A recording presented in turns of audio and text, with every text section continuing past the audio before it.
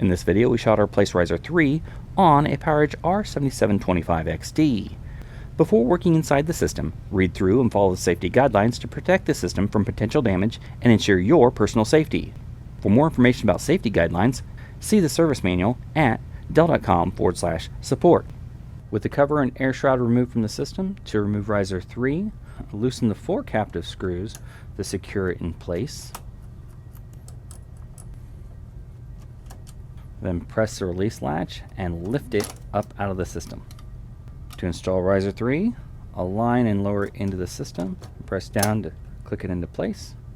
Then tighten the 4 captive screws to secure it.